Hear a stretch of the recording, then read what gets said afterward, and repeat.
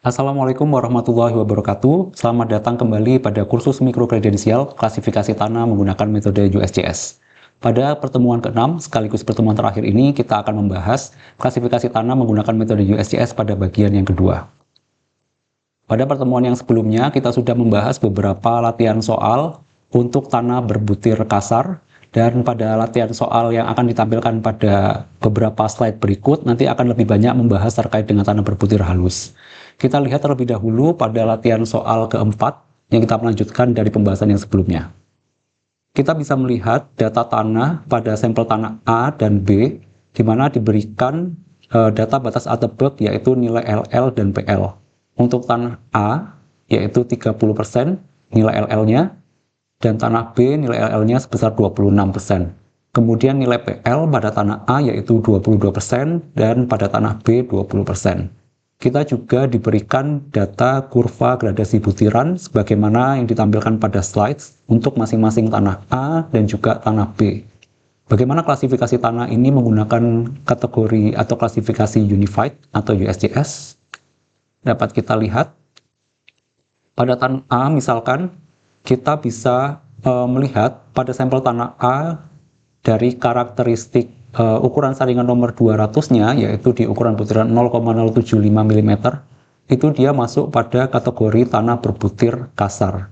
Sehingga kita bisa menentukan tanahnya untuk dibagi apakah dia masuk kategori kerikil, apakah dia masuk kategori pasir. Jika kita lihat pada data yang lolos ayakan atau saringan nomor 200, angkanya sejumlah 8%. Angka ini berada di antara 5 sampai dengan 12%.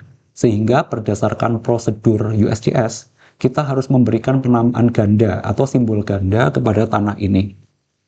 Bagaimana penentuan simbol gandanya? Yang pertama, kita harus melihat terlebih dahulu kemungkinan nama yang muncul di sini.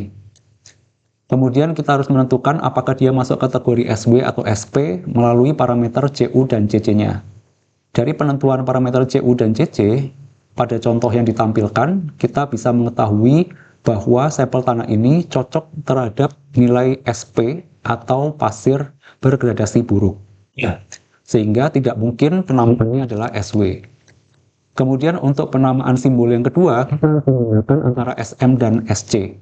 Jika kita melihat dari data LL dan PL-nya, maka kita bisa tahu bahwa sampel tanah ini merupakan sampel SC.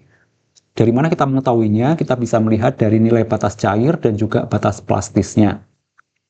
Nilai batas cairnya yaitu 30% dan indeks plastisitasnya yaitu 30 dikurang 22% yaitu 8%. Atau lebih besar dari 7%. Sehingga tanah ini terletak di atas garis A pada bagan plastisitas, maka kita bisa menyebutnya sebagai tanah SC. Kembali lagi bahwa sampel tanah ini memiliki penamaan atau simbol ganda, sehingga namanya akan memiliki dua simbol yaitu SP dan SC. Masih pada contoh soal yang sama, kali ini kita akan melihat pada sampel tanah B.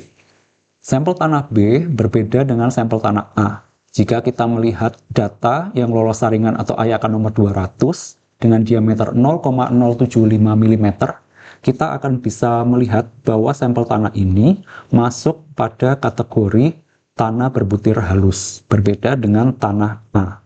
Maka, jika kita ingin mengklasifikasikan tanah berbutir halus, cara paling mudahnya adalah kita menggunakan bagan plastisitas. Seperti yang tampil pada slides, kita bisa melihat bagan plastisitas memiliki sumbu X yaitu liquid limit atau batas cair, dan sumbu Y yaitu plasticity index atau indeks plastisitas. Kita memasukkan angkanya terhadap bagan plastisitas. Dari data LL kita bisa tahu LL pada tanah B yaitu 26%, sedangkan untuk nilai PI atau plasticity index harus kita hitung terlebih dahulu dengan cara mengurangkan antara LL dan PL.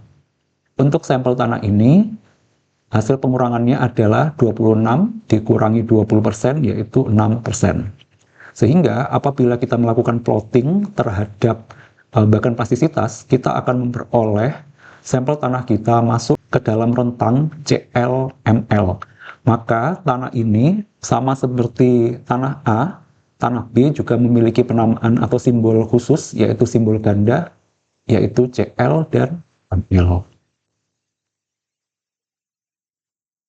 Selanjutnya kita akan melihat latihan soal yang lain. Pada latihan soal ini kita diberikan tanah anorganik. Jadi tanah ini bukan masuk kategori tanah organik, di mana persentase tanah yang lolos di ayakan nomor 4 itu sebesar 100%. Kemudian kita juga diberikan data persentase tanah yang lolos ayakan nomor 200 yaitu 77%, nilai batas cair atau liquid limit sebesar 63%, dan nilai plasticity index atau indeks plastisitas sebesar 25%. Kita diminta untuk mengklasifikasikannya menggunakan metode USGS. Seperti prosedur yang sebelumnya, kita membedakan terlebih dahulu apakah dia masuk kategori tanah berbutir kasar ataukah dia masuk tanah berbutir halus. Dari data ini kita bisa lihat yang persen lolos ayakan nomor 200 adalah 77%. Maka tanah ini dapat kita golongkan sebagai tanah berbutir halus. Untuk tanah berbutir halus, cara paling mudah mengklasifikasikannya adalah kita langsung menggunakan bagan plastisitas, yaitu kurva yang ada di bagian bawah. Kita bisa memasukkan nilai liquid limitnya, yaitu 63 di sumbu X, dan juga kita bisa memasukkan plasticity indexnya di sumbu Y. Jika kita pertemukan kedua angka tersebut, maka kita akan memperoleh area dengan penamaan MH or OH, gitu ya. Jadi ada dua jenis kemungkinan nama, apakah MH atau OH. Atas bagaimana cara kita menentukan apakah dia MH atau OH, kita kembali lagi ke soal. Jadi di dalam soal ini diberikan sampel tanahnya adalah anorganik, jadi inorganic soil. Maka otomatis namanya tidak mungkin OH, sehingga nama yang tepat adalah MH. Maka untuk contoh sampel tanah ini, nama yang paling tepat adalah MH. Pada contoh berikutnya, kita bisa melihat data yang kurang lebih sama seperti yang sebelumnya. Kita diberikan data untuk tanah yang lolos ayakan nomor 4 sebesar 70%. Kemudian persentase yang lolos saringan nomor 200 adalah 30%. Liquid limit atau batas cair 33, dan juga plastik limitnya adalah 12. Lalu kita klasifikasikan dengan menggunakan metode USGS.